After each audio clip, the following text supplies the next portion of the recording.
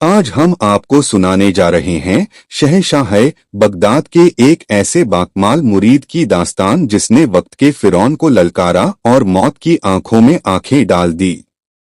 आखिर वो कौन सी ताकत थी कि जब उस फकीर को जादू के जोर से दहकती हुई आग के अलाव में फेंका गया। मेरे मुरीद, तुझे इस मुश्किल का सामना करना पड़ेगा। मेरी दुआ हमेशा तेरे साथ है। जला दो शहंशाह बगदाद के मुरीद को। बड़ा आया, लेकिन फिर दुनिया ने वो इबरतनाक मंजर देखा जो सबके दिलों के तार हिला गया। क्या था वो राज और क्या हुआ उस खौफनाक रात? जानने के लिए देखिए यह रोंगटे खड़े कर देने वाली वीडियो। यह उस तारीख दौर की बात है जब एक वसीओ अरीज सल्तनत पर आतिश खान नामी जालिम बादशाह की हुकूमत थी। आतिश खान सिर्फ नाम का ही आतिश नहीं था, बल्कि उसका मिजाज भी जहन्नुम की आग जैसा था। वो शैतान का पुजारी था और अपनी ताकत के नशे में खुद को नाउजुबिल्लाह धरती का खुदा समझता था। उसकी सल्तनत में हजारों गांव थे और हर गांव पर बादशाह का एक खौफनाक कानून लागू था।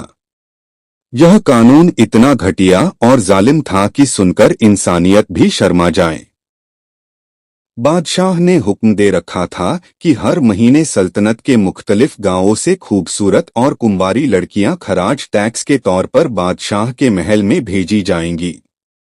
यह लड़कियां बादशाह की हवस का निशाना बनती थी, या फिर उन्हें बादशाह की जलाई हुई मुकद्दस आग पर बलि कुर्बानी चढ़ा दिया जाता था। लोगों की हालत यह थी कि जिस घर में बेटी पैदा होती वहां सफेद बिछ जाती। माँ बाप अपनी जवान बेटियों के चेहरों पर कालिख मल कर रखते ताकि बादशाह के सिपाहियों की नजर उन पर ना पड़े। लेकिन बादशाह के जासूस और वजीर चीलों और गिद्धों की तरह मंडलाते रहते थे। इसी सल्तनत के आखिरी कोने पर एक छोटा सा गांव था जिसे बस्तिए गरीबा कहते थे। यह गांव बहुत पसमानदा था, लेकिन यहाँ एक खास बात थी। गांव के बाहर एक पुराने बरगद के दरख्त के नीचे एक कच्ची झोपड़ी थी, जहां कुछ अरसा पहले एक अल्लाह वाले आकर ठहर गए थे। सफेद नूरानी चेहरा, आंखों में हया और जलाल और हाथ में एक सादा सा लकड़ी का असा। यह पीर साहब थे। वो दुनिया की बातों से दूर हर वक्त अपने रब की याद में मगन रहते और गांव वालों को तौहीद का दर्स देते। वह शहंशाह बगदाद शेख अब्दुल कादिर जिलानी रहमतुल्लाह अलैह के सच्चे गुलाम और मुरीद थे। गांव वाले उनकी बहुत इज्जत करते थे क्योंकि जब से वह आए थे गांव पर एक अजीब सा सुकून था। लेकिन एक दिन वो मनहूस घड़ी आ ही गई। दोपहर का वक्त था। पीर साहब अपनी झोपड़ी के बाहर मुसल्ले पर बैठे तस्बीह पढ़ रहे थे कि अचानक गांव में शोर मच गया। घोड़ों की टापों से जमीन लरजने लगी और धूल के बादल उड़ने लगे। यह बादशाह का खास वजीर शोला खान था जो अपने मुसल्लाह सिपाहियों के साथ गांव में दाखिल हुआ था। उसकी आंखें शिकार की तलाश में थी और हाथ में कोड़ा था। वजीर ने गांव के चौक में घोड़ा रोका और गरज कर बोला, ए कीड़ेमकोड़ों, बाहर निकलो। आज हमारे बादशाह आतिश खान का दिल खुश करने का दिन है। इस गांव की सबसे खूबसूरत लड़की को फौरन पेश किया जाए, वरना पूरा गांव जलाकर राख कर दूंगा। गांव वाले थरथर कांपते हुए घरों से निकले। माएं अपनी बेटियों को छुपाने लगी, लेकिन वजीर की नजर एक गरीब किसान की झोपड़ी पर पड़ी, जहां एक मासूम बच्ची जैनब खौफ से अपनी मां के पीछे छुप रही थी। वजीर ने इशारा किया।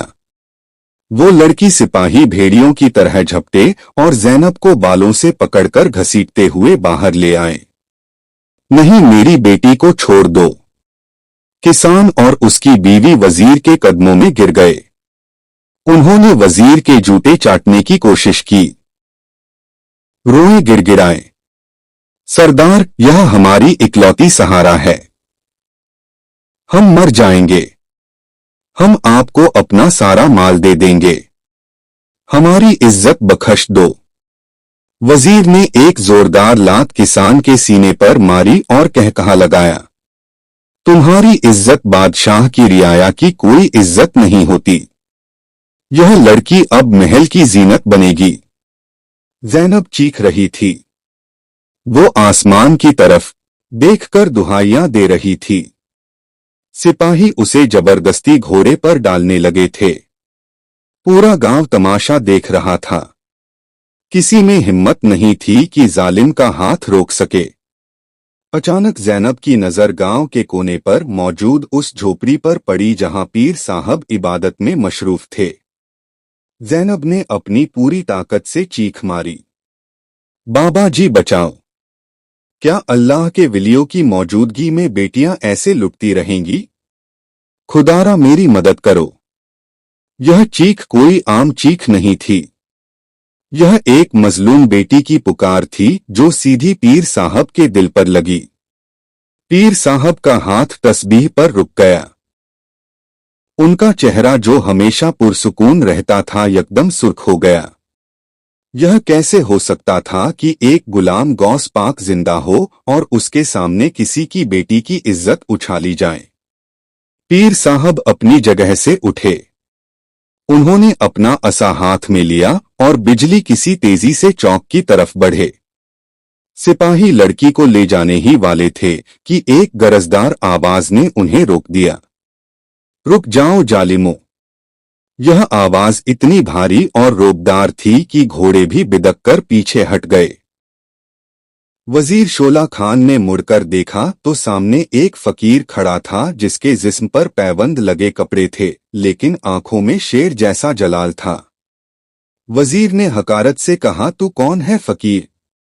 क्या तुझे अपनी जान प्यारी नहीं? पीर साहब ने ज़ैनब की तरफ देखा जो रो रही थी। फिर वजीर की आंखों में आंखें डालकर फरमाया, मैं उस रब का बंदा हूं जिसने बेटियों को रहमत बनाकर भेजा है। खबरदार, अगर तुमने इस बच्ची को हाथ भी लगाया, यह कोई माले गनीमत नहीं, यह इस बाप की इज्जत है। इसे छोड़ दो। वजीर हंस पड़ा। पागल फकीर, यह बादशाह का हुक्म है।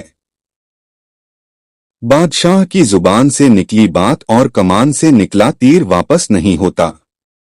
पीर साहब ने अपना असा जमीन पर जोर से मारा। ठक आवाज गूंजी। पीर साहब ने जलाल में फरमाया, तो फिर जाकर अपने बादशाह से कह दे कि एक फकीर का हुक्म है कि तीर वापस भी होता है और कमान भी टूटती है। अगर तुमने इस बच्ची को ना छोड़ा तो मैं तुम्हारे बादशाह के महल की ईंट से ईंट बजा दूंगा। वजीर गुस्से से पागल हो गया। उसने तलवार निकाल ली। तेरी यह जुर्रत, सिपाहियों काट दो इस फकीर को। 4 सिपाही नंगी तलवारें लेकर पीर साहब की तरफ दौड़े। गांव वाले डर के मारे आंखें बंद कर गए। ज़ैनब ने चीख मारी, लेकिन फिर वो हुआ जो किसी ने सोचा भी नहीं था। पीर साहब अपनी जगह से नहीं हिले। उन्होंने सिर्फ अपना दाया हाथ फजा में बुलंद किया और या हयू या कयुम की सदा लगाई। जैसे ही सिपाही करीब आए, उनके घोड़े अचानक हवा में उछले और उन्हें जमीन पर पटक दिया। सिपाहियों के हाथ जैसे जम फ्रीज गए। वह अपनी तलवारें उठाना चाहते थे, लेकिन उनके जिस्मों ने हरकत करना छोड़ दी। पीर साहब आगे बढ़े और वजीर के घोड़े की लगाम पकड़ ली। वजीर के माथे पर पसीना आ गया। उसने महसूस किया कि इस फकीर के अंदर कोई ऐसी ताकत है जो तलवारों से ज्यादा तेज है। पीर साहब ने धीमी लेकिन सख्त लहजे में फरमाया, शोला खान, इस बच्ची को यहीं उतार दो और जाओ अपने बादशाह आतिश खान से कह दो कि शहंशाह बगदाद का एक सिपाही आ गया है। बहुत जुल्म कर लिया तुमने, अब तुम्हारा हिसाब देने का वक्त आ गया है। वज़र खौफजदा हो गया था। उसने कांपते हुए इशारा किया और सिपाहियों ने ज़ैनब को छोड़ दिया। ज़ैनब दौड़कर अपने माँ बाप के गले लग गई। पीर साहब ने वजीर को छोड़ा और फरमाया, भाग जाओ यहां से, इससे पहले कि मेरा रब तुम्हारे जुल्म की रस्सी खींच ले। वजीर और उसका लश्कर जो कुछ देर पहले शेर बने हुए थे, अब दुम दबाकर गांव से भाग रहे थे। लेकिन जाते जाते वजीर ने मुड़कर धमकी दी, फकीर, तूने आज बादशाह के शिकार को छीना है। कल बादशाह का लश्कर आएगा और तुझे घसीटकर तंदूर में फेंकेगा। तेरी मौत अब पक्की है। पीर साहब मुस्कुराए और आसमान की तरफ उंगली उठाकर फरमाया, मौत और जिंदगी बादशाह के हाथ में नहीं, मेरे अल्लाह के हाथ में है। जाओ, भेज देना अपने बादशाह को, मैं यहीं इंतजार करूंगा। शाम हो चुकी थी।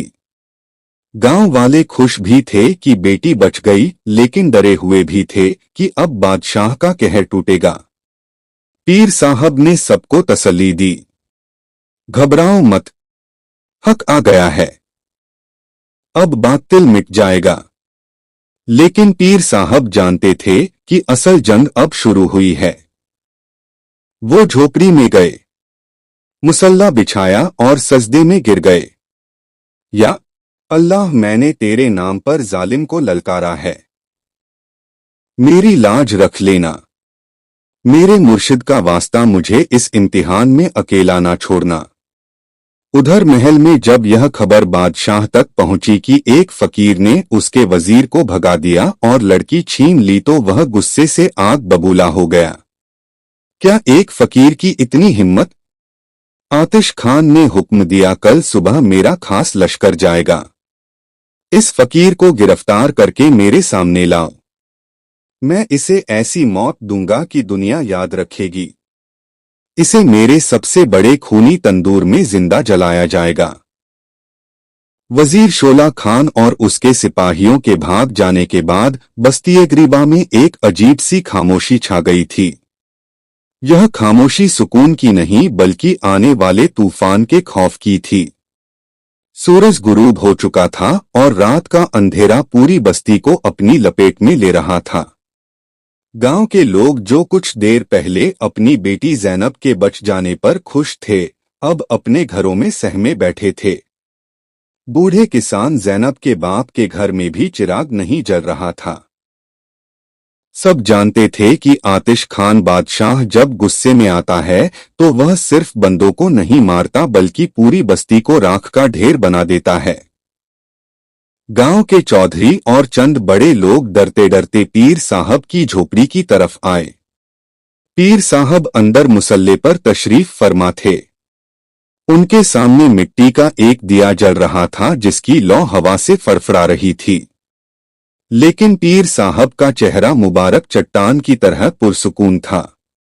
चौधरी ने हाथ जोड़कर कहा, पीर साहब, हम आपके हाथ चूमते हैं कि आपने हमारी इज्जत बचा ली, लेकिन अब हम सब मारे जाएंगे। बादशाह का लश्कर सुबह तक यहाँ पहुंच जाएगा। हमारे पास ना तलवारें हैं ना घोड़े। हम गरीब लोग इस जालिम का मुकाबला कैसे करेंगे? बेहतर है कि हम रातों रात गांव छोड़कर जंगलों में भाग जाएं।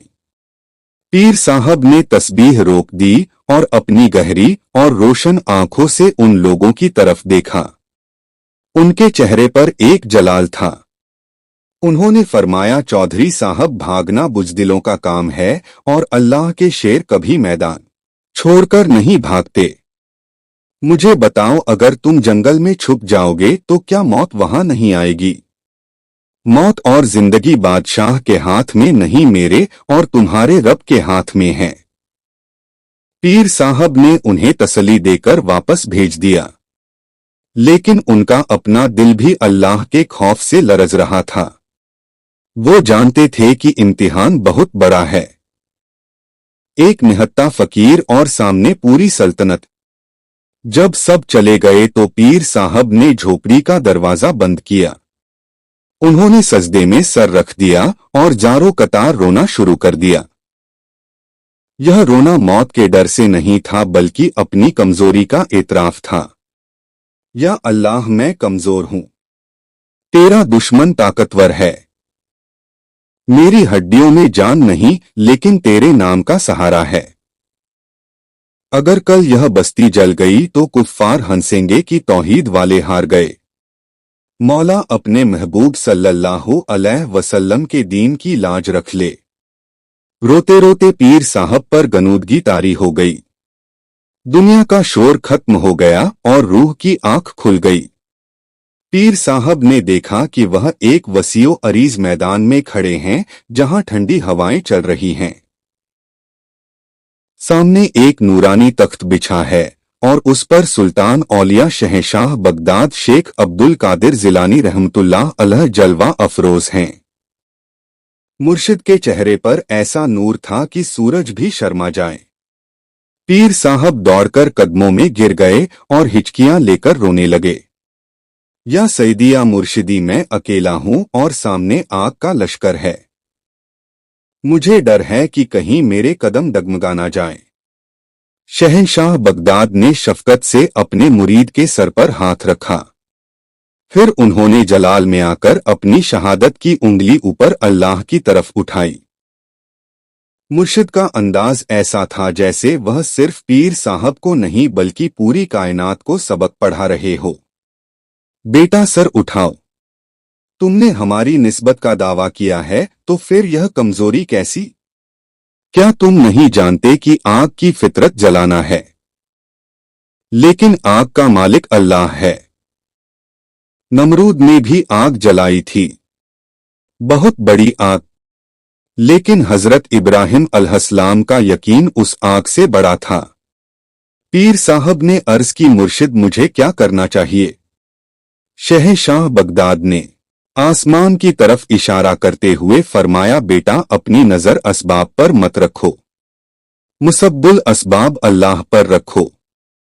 जालिम अपनी आग पर भरोसा करता है, तुम अपने हस्बुन अल्लाह पर भरोसा करो। जाओ और उन गांव वालों को तौहीद का सबक पढ़ाओ। जब दिल से गैर अल्लाह का डर निकल जाएगा तो बादशाह की आग फूल बन जाएगी। अपनी जगह से मत हिलना, कल सुबह तुम नहीं लड़ोगे, तुम्हारी तरफ से तुम्हारा रब लड़ेगा। यह अल्फाज पीर साहब के सीने में उतर गए। ख्वाब टूटा। पीर साहब की आंख खुली तो तहज्जुद का वक्त हो रहा था। उनके जिस्म से सारा डर निकल चुका था। उन्हें ऐसा लग रहा था जैसे उनके पीछे एक ऐसा पहाड़ खड़ा है जिसे दुनिया की कोई ताकत नहीं गिरा सकती। सुबह हुई तो गांव में फिर से खौफ की लहर दौड़ गई। लोग अपना सामान बांधकर भागने की तैयारी कर रहे थे। पीर साहब अपनी झोपड़ी से बाहर निकले। उन्होंने देखा कि लोग खौफजदा हैं। वो गांव के बीचों बीच एक ऊंचे चबूतरे पर खड़े हो गए। पीर साहब ने बुलंद आवाज में पुकारा, ए लोगों, रुक जाओ, कहां भाग रहे हो? एक आदमी ने कहा, पीर साहब बादशाह का लश्कर आता होगा, हम अपनी जान बचाना चाहते हैं। पीर साहब ने अपने असा को जमीन पर जोर से मारा और फरमाया, नादानो, तुम बादशाह की आग से डरते हो और उस रब से नहीं डरते जिसने आग को पैदा किया। अगर आज तुम भाग गए तो सारी जिंदगी भागते रहोगे। आओ मेरे पास, मैं तुम्हें एक ऐसी ढाल देता हूं जिसे दुनिया की कोई तलवार नहीं काट सकती। लोग रुक गए। पीर साहब ने उन्हें बिठाया और तौहीद का दर्स देना शुरू किया। अल्लाह एक है, इज्जत और जिल्लत उसके हाथ में है। यह बादशाह, यह वजीर, यह आग के पुजारी, यह सब मिट्टी के खिलौने हैं। जब तक अल्लाह ना चाहे यह तुम्हारा बाल भी बीका नहीं कर सकते। पीर साहब की बातों में शहंशाह बगदाद की दी हुई तासीर थी। लोगों के दिल बदलने लगे। जो लोग मौत से डर रहे थे उनकी आंखों में ईमान की चमक आने लगी। किसान ने आगे बढ़कर कहा, पीर साहब, हम नहीं भागेंगे, हम यहीं मरेंगे, लेकिन आपका साथ नहीं छोड़ेंगे। अभी यह बातें हो रही थी कि गांव के बाहर धूल का तूफान उठा। निगबान ने चीख कर कहा, आ गए, बादशाह के सिपाही आ गए। लेकिन इस बार मामला मुख्तलिफ था। बादशाह आतिश खान ने सीधा हमला नहीं किया था। वह बहुत मक्का था। उसे वजीर ने बताया था कि इस फकीर के पास कोई जादू है, इसलिए बादशाह ने अपनी हिकमते अमली बदल ली थी। लश्कर गांव में दाखिल नहीं हुआ बल्कि गांव के चारों तरफ घेरा डाल लिया। सिपाहियों के हाथों में नंगी तलवारें नहीं थी बल्कि जलती हुई मशाल थी। लश्कर के नए सिपाही सालार, जिसका नाम बरक खान था, ने आगे बढ़कर ऐलान किया, सुनो गांव वालों, हमारे बादशाह आतिश खान का हुक्म है कि हम तुम्हें अभी नहीं मारेंगे। तुमने हमें लड़की नहीं दी ना, अब हम तुमसे तुम्हारा रिस्क छीन लेंगे। यह कहकर उसने हुक्म दिया, आग लगा दो इनकी फसलों को। यह फसल कटाई का मौसम था। किसानों की साल भर की मेहनत, सुनहरी गंदुम की फसलें गांव के चारों तरफ लहलहा रही थी। यही उनका ओढ़ना बिछौना था। सिपाहियों ने जलती हुई मशाल खुश फसलों में फेंकना शुरू कर दी। भरम खुश्क गंदुम ने फौरन आग पकड़ ली। देखते ही देखते गांव के चारों तरफ आग का समुंदर भड़क उठा। धुएं के बादल आसमान को छूने लगे। किसान चीखने लगे, हाय हमारी रोजी, हाय हमारे बच्चे। औरतें सर पीटने लगी, अगर यह फसल जल गई तो वह साल भर भूखे मर जाएंगे। आग हवा के जोर पर तेजी से गांव की तरफ बढ़ रही थी। बरखान कहखे लगा रहा था, अब बुलाओ अपने फकीर को, कहो कि इस आग को रोके। जब तुम भूख से तड़पोगे तो खुद अपनी बेटियां लेकर महल आओगे। पीर साहब ने यह मंजर देखा।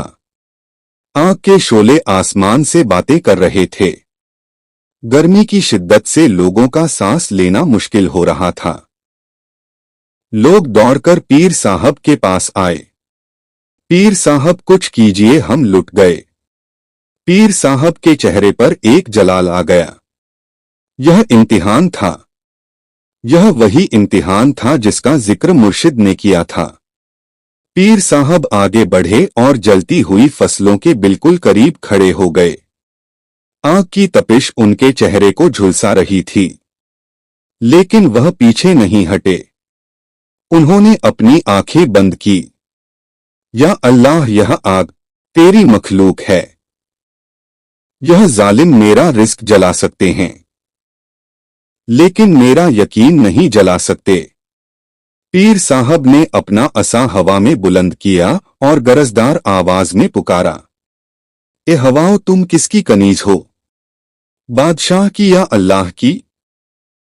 फिर उन्होंने अपनी शहादत की उंगली से हवा को मुखालिफ सिमत में जाने का इशारा किया और फरमाया, मेरे रब के हुक्म से पलट जा और इस आग को वहीं ले जा जहां से यह आई है। और फिर कुदरत का करिश्मा हुआ। अचानक फजा सादत हो गई और अगले ही लम्हे हवा का रुख जो गांव की तरफ था पूरी कुछ से तब्दील हो गया। एक जोरदार आंधी चली, लेकिन इस बार इसका रुख बादशाह के लश्कर की तरफ था। आग के शोले जो गांव की तरफ बढ़ रहे थे हवा के जोर पर उल्टे पलट गए।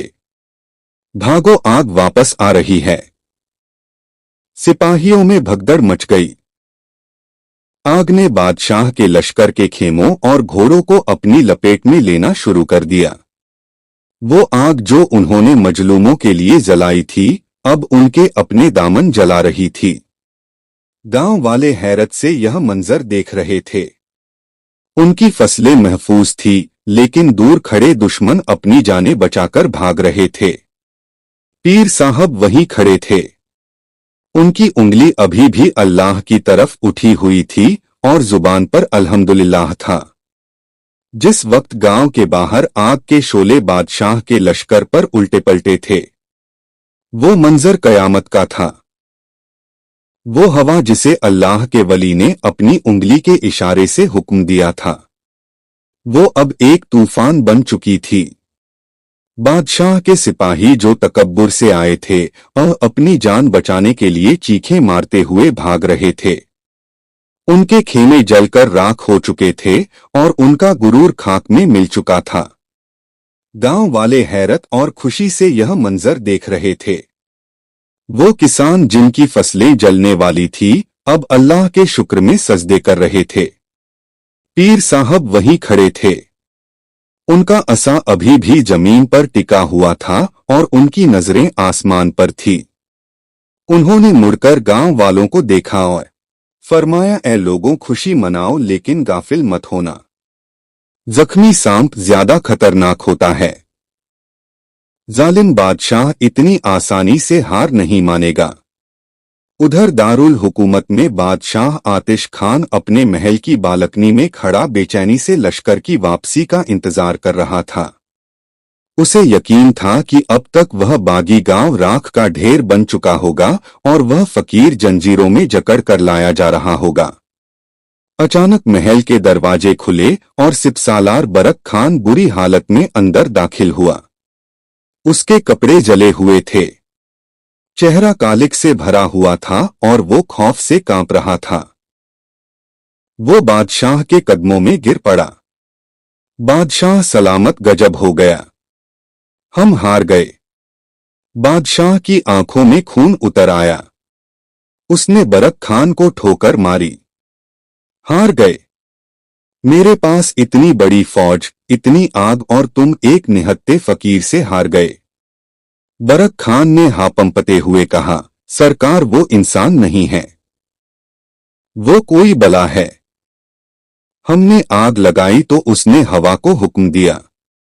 हवा उसके गुलाम की तरह पलट गई और हमारी ही आग हम पर फेंक दी। मेरे आधे सिपाही जल गए, बाकी भाग गए। वो फकीर कहता है कि उसका रब आग का भी रब है और हवा का भी। यह सुनकर आतिश खान खौफ और गुस्से से पागल हो गया। उसने पास खड़े मुहाफिज की तलवार खींची और एक ही वार में बरक खान का सर तन से जुदा कर दिया।